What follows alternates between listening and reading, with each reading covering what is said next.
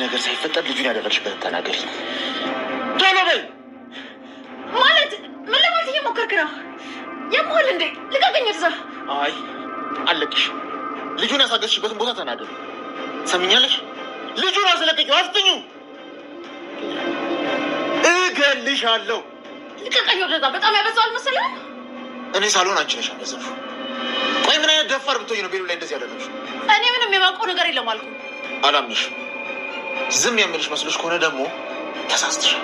የራስህ ጉዳይ። እሺ እኔ ምንም ነገር አላውቅም። ነይ ውጪ አሁን ቶሎ። ማለት ምን ማለት አለ? ውጪ አልኩሽ እኮ። ነይ ውጪ። ወጥተን ከየትም ብለሽ ታመጪዋለሽ። የትም አልሄድም። ገባህ? የትም አልሄድም። ረፊ አትፈታተኝ። በግድ አስገድደህ የምታስወጣኝ ከሆነ አሳያለሁ። እኔ ምንም ነገር አላደረኩም። የማውቀው ነገር የለም። እንደዛ ካልሆነ ታዲያ መሄዱ ምን አስፈራሽ? ፈርቻ አይደለም። እሺ ግን አንተ ስላልከኝ ደግሞ አልሄድም። ቤሉን ለእኔም ልጄ ነው። እሺ የመጠየቅ መብት ደግሞ የኔ እንጂ አንተ አይደለም። የምትወጁና የምታስቢለት አታስመሲ። አንቺ የተረገምሽ። ቤሉንን ያሳገተው አዶኒ እንደሆነ እንግዲህ እራሱ ያፌት ደርሶበታል ማለት ነው። ምክንያቱም ከዚህ በፊት ሲዝት ነበረ አዶኒ የኔ የሆነን ነገር ማንም እንዲወስድብኝ አልፈልግም እያለ እንዲሁም ደግሞ ከወይዘሮ ሄለን ጋር አብረን እንስራ፣ አንቺ የምሰሪውን ስራ እኔም እሰራለሁ፣ ምን ነው ትንጭኛለሽ እንዴ? በደንብ ነው የምሰራው በማለት እንግዲህ ለወይዘሮ ሄለን አሳውቋት ነበረ። አሁን ላይ እንግዲህ ቤሉንና እንዲሁም ደግሞ ኑኑ እንዲታገቱ ወይዘሮ ሄለን ራሱ አዛ ነበረ። እንዲሁም ደግሞ ቴዲ ደውሎ የእኛ ሰዎች አይደለም የያዟቸው፣ ግን ደግሞ የተያዘው ቤሉን ብቻ ነው፣ ኑኑ መታለሽ በማለት እንግዲህ አስረግጦ ነግሯት ነበረ። ያው ቤሎ ብቻ እንደተያዘ ማረጋገጫ ስለተነገረው እንጂ እነሱ እንዳላዟቸው ወይንም ደግሞ የእኛ ሰዎች አይደለም እሱን የያዙተኝ፣ የት እንደሆነ አላቅም፣ ማን እንደሆነ የእኛን ነገር ይህን ነገር የሚያውቅ የማውቀው ጉዳይ የለኝም፣ እሱን ቀስ ብዬ የማጣራ ይሆናል፣ ለጊዜው ግን እሱ መያዙን ልንገርሽ ብዬ ነው በማለት እሷም ደግሞ አሁን ላይ ያም ሆነ ይህ አሁን ቤሉን መያያዙ ለእኔ በጣም ይጠቅመኛል ብላለች። ቤት ከተመለሰ ችግር እንደሚፈጠር ስለምታውቅ ማለት ነው። እሱ ምንድን ነው ኑኑ አሁን ላይ ያው ስለ ጤንነቷ ስለ ደህንነቷ ስላወቀች እጅግ በጣም ደስ ብሏታል። ግን ደግሞ ደስታዋን ሳጨርስ አሁን ላይ ቤሎን አግተውባታል ማለት ነው። እሷ እያለቀሰች መሬት ላይ በመጣል እንዲሁም ደግሞ ቤሎን አፍኖ መኪና ውስጥ አስገብተው ወስደውታል።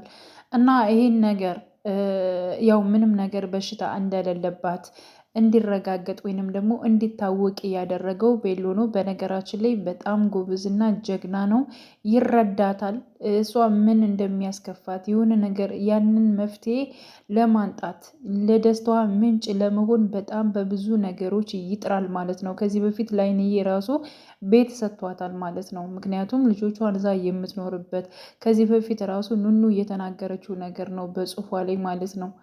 እያንዳንዱ ራሷን ልታጠፋ የሞከረችበት ታይም ላይ ራሱ እያንዳንዱ ማድረግ የፈለገቻቸውን ነገሮች በሙሉ ባለማድረጓና ለነሱ ባለመቆሟ እጅግ በጣም ከፍቷት ነበረ። ይህን ነገር ደግሞ ቤሎ አይቶታል ማለት ነው። በነገራችን ላይ አዶኒ ራሱ ኑኑን ይወዳታል፣ ግን ደግሞ ይሄን ያክል በቃ እንትን አይረዳትም።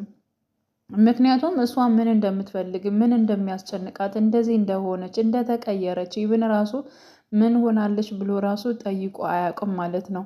ብቻ ከቤሎ ጋር ፍቅር ጀምራችኋል አልጀምራችኋም፣ እሷ ለእኔ ብቻ መሆን የምችለው ለሌላ ሰው መሆን አትችልም በማለት ብዙ ነገሮቹን ሲናገር ነበረ ማለት ነው። ቤሎን ደግሞ በተቃራኒ ነው። ችግር የለውም አንቺ አትውደጅኝ፣ እኔ እኮ እንድትወጂኝ አልፈልግም። ያን ጊዜ ምን ብላለች?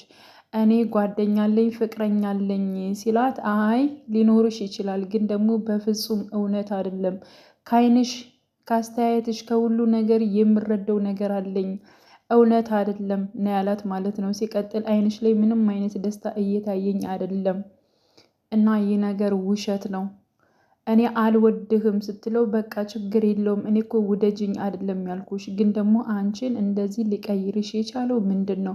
ይህን ያክል ደስታሽ ከአንቺ የራቀው በምንድን ነው? እኔ እኮ በርትቻ አይደለም በአባቴ ሀዘንም እጅግ በጣም ውስጤ ተጎድቻለሁ፣ ግን ደግሞ ከአንቺ ተሽይ ነው ይህን ነገር እያልኩሽ ያለሁት እያለ ሲረዳት ነበረ ማለት ነው። ያ ማለት በቃ ምን እንደምትፈልግ ውስጧ ምን እንደሆነ እንደምትወደው እንደምታፈቅረው ይሁን ራሱ ያውቃል ማለት ነው፣ በነገራችን ላይ ማለት ነው። ግን ደግሞ ሊያስጨንቃት አይፈልግም ቤሎን ማለት ነው። አዶኒ ግን ዝም ብሎ በጭፍን ነው የሚጓዘው።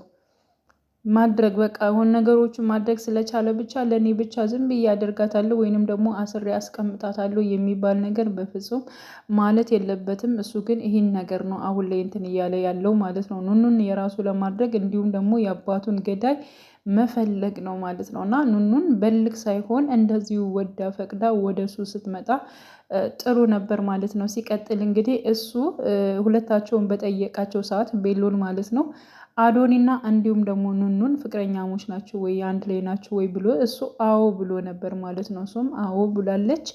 በእርግጥ ግን ዘወር ሲል ማለት ነው ፍላጎት እንደሌላት እና ከሱ ጋር መተቃቀፍም ፍላጎት እንደሌላት ቤሎን በርቀት ሆኖ ሲመለከት ነበረ። እሷም ደግሞ ልቀቀኝ አዶኒ በማለት አንቺ የኔ ነሽ እያላት ነበር። እንዴት ነው እንደዚህ አይነት ነገሮች የምትል? እኔ እኮ ዝም ብዬ ቤሎንን ለማናደድ ወይንም ደግሞ እሱ ከእኔ እንዲርቀኝ ስለፈለግኩ ነው ይህን ቃል የተናገርኩት እንጂ እኔ አንተን አልፈልግም ብላለች ባጭሩ ማለት ነው። እና ጌም ሲጫወቱም እንደዚያው ነው። ጌም ሲጫወቱ እጮኛ የተባለችውን ቤሎ ስትስመው እጅግ በጣም ነበር እንትን ያለችው የደነገጠችው ኑኑ ማለት ነው። ምክንያቱም ስለምትወደው ስለምታፈቅረው ቤሎን ምንም አይነት ሌላ ሰው ከጎኑ ሲሆን ስለሚደብራት እና አኑሻ እንደዚህ አይነት ቅጣት ስትቀጣ እሷን እንዲያናድድ አድርጋ ነበር ስቀጣ የነበረችው ማለት ነው። እና በመጨረሻ ያው አዶኒንም መሳም አለባት በማለት ለኑኑ ቅጣት ሲሰጣት በቃ ይሄማ ሊሆን አይችልም ነው ያለችው። አንደኛ አኑሻ ደግሞ ያው አዶናይም ትወደዋለች ምን ትላለች ማለት ነው። ስለዚህ ግን ቅጣት ስለሆነ ግድ መቅጣት አለባት ምናምን ነገር ብለው ግን ደግሞ እሷ ያለ ፍላጎቷ እንዴት እንደዚህ አድርገሽ ትሰሪያለሽ? ብቻ ግን የአጋጣሚው ማለት ነው የተጫወቱበት አጋጣሚው በተለይ ለኑኑ በጣም አሪፍ አጋጣሚ ነው። ምክንያቱም ስለ ጤንነቷ ወይንም ደግሞ አኑሻ ማለት ነው ያው ሁልጊዜ ተንኮል እንደሰራችባት ነው አሁን የሰራችባት ወይንም ደግሞ ወረቀቱን የእሷን ውጤት ለቤሎ ማሳየቷ በጣም አሪፍና ጥሩ ሆኖ ተገኝቷል ለኑኑ ማለት ነው። ጥሩ አጋጣሚ ነው። እስካሁን ከሰራቻቸው ተንኮል ስራዎች ይህ በጣም ተንኮል ብላ ለእሷ አስባ ግን ደግሞ ለኑኑ እጅግ በጣም ጠቃሚና ጥሩ ነገር ነው ያደረገችላት ማለት ነው። ኑኑ በሽታው በውስጤ ይኖራል አይኖርም እያለች በጣም በብዙ ነገሮች ተጨንቃ ራሷን ለማጥፋት ብዙ ነገሮችን ሙከራ አድርጋለች ማለት ነው። እንግዲህ ወይዘሮ ሄለን ይሄን ያደረገችው በነገራችን ላይ ያው ቤሎን እንዳታገበው ነው። ከዚህ በፊት እንግዲህ የቤሎን አባት ኑኑንና እንዲሁም ደግሞ ቤሎን ለማጋባት ነበረ ሀሳቡ ማለት ነው። ይህን ደግሞ የማትፈልገው ወይዘሮ ሄለን በሽታው በደማ ውስጥ አለ በማለት እንግዲህ የሐሰት መረጃ ሰርታ ነው እንግዲህ እየሰጠችው ማለት ነው። እና ግን ደግሞ የራሷ ልጅ መሆኗን እስካሁን ምንም ነገር አታውቅም። ይህን ምስጢር የሚያውቀው አንድና አንድ ቴዲ ብቻ ነው ማለት ነው። እና አሁን ያፌት ወይዘሮ ሄለንን ነው ሲያስጨንቃት የነበረው ማለት ነው።